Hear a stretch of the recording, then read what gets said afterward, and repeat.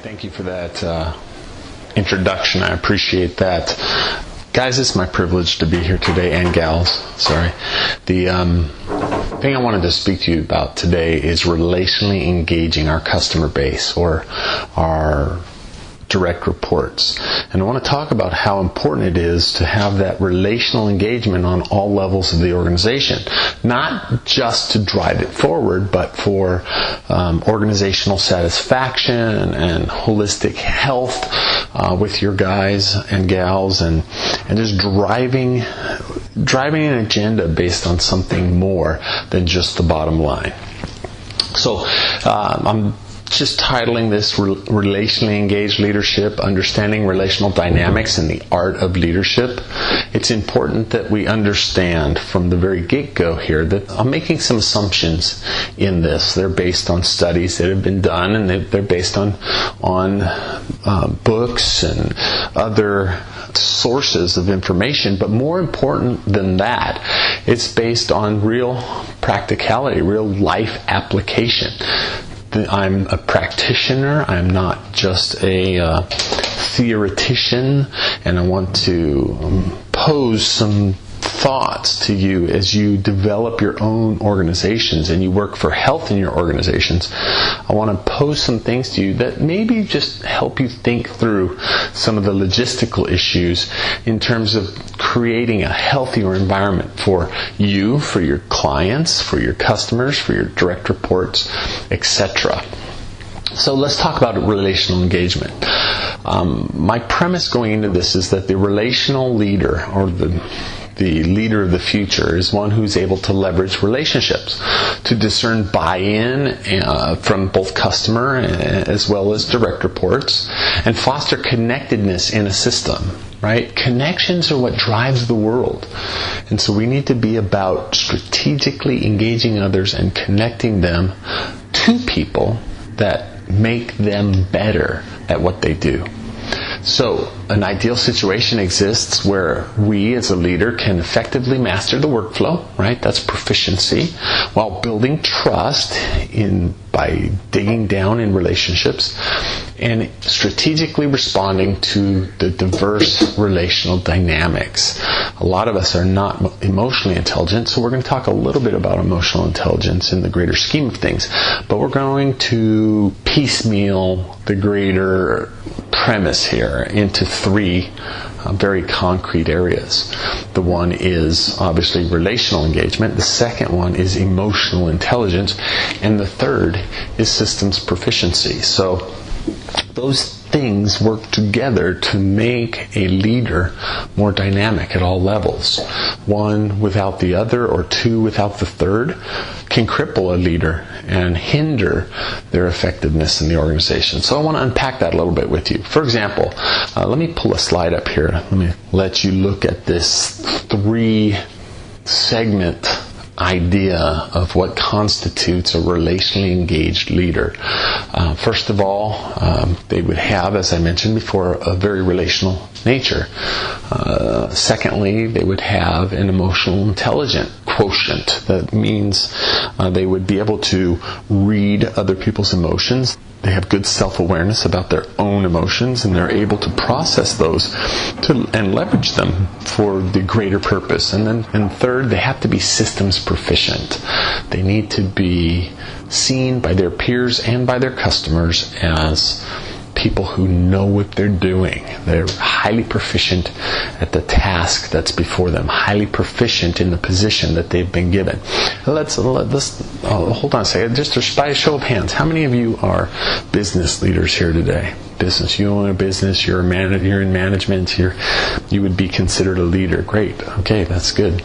How many of you? I know we have members of the faith community here. How many of you are local pastors, leaders, spiritual advisors, rabbis, perhaps? How many of you are there? Oh, there's a few of you. Good. A lot of this stuff was generated in response to the faith community, so I look forward to seeing how you might be able to apply some of these things. And then how about volunteers? Do we have any volunteers? I know there's several of you from the local forgive me if I get the terminology wrong, the homeless shelter or food bank here. Yeah, how many? Okay, great. Is that faith-based? It is. Yeah, good. Okay. All right, great. So anyway, as we begin to talk today, I'm going to try to bring examples from each of those realms in as much as I possibly can. You may find that some of it applies to you, some of it doesn't. Feel free to just kind of wipe that out if it doesn't apply to you, or think laterally about how that may apply to you. What vein of truth can you find within what we're presenting, and how does that apply to your current situation, your reality? Okay, so let's go a little further. Let's look at this 3-compartment leader, and let's look at what happens if they're deficient in any one area of what I'm posing to you as a relationally engaged leader. Let's say you're highly relational, right? You have that ability to engage and develop leaders, and you're liked, and you're a best case scenario person, always giving the best to those, your direct reports or your customers. And you're emotionally intelligent. You're very self-aware about where you're at emotionally. You can read people's body language and emotional state really well, and you're able to accommodate and respond to that dynamically. That's great. But here's the problem. If you're not systems proficient, one leg of the stool is missing. So you would be a trusted and discerning but incompetent leader. We don't want incompetence, but see, the problem is a lot of times we just shoot for competence, and we don't talk about relational and emotional intelligence, and that can get us in a whole lot of trouble too, because it's far more than being proficient. But there's a serious problem if we're relationally engaged, we're emotionally intelligent, but we are not proficient. You're going to have trouble finding customers, or you're going to have trouble leading direct reports because of your incompetence. Let's look at another bridge here. What if you're highly relational, right? As we spoke about, able to delve in and build those relationships and trust in that. And you're highly proficient as well, systems proficient. You are very competent, but you're incompetent in emotional intelligence. You're unable to read people's emotions and their feelings. You're unable to be self-aware about your own and manage and maintain your own emotional responses to the triggers of the day, right? So you're relational and you're systems proficient, but you have zero emotional intelligence. What happens? You're trusted because you're relational. You're competent because you're systems proficient, but you're vulnerable. You're vulnerable to the things that you don't know because people are talking behind your back and you can't read it. You're vulnerable because things will bother you and you pop off and you harm, and you start to chip away at the relational nature of leadership, and you start to undermine yourself because you lack emotional intelligence. It's a key and important part of being who you need to be as a powerful, strategic, dynamic leader. And let's look at the third bridge. What if you're highly systems proficient and you're highly emotional intelligent, but you have no relational nature? Maybe you can get it done. Your systems proficiency is unparalleled. You know the process, you know the system, you know what to do. And you're emotionally intelligent. You can read other people. You can read yourself. You're self-aware. You're people-aware. You're self-managed. You're people-managed.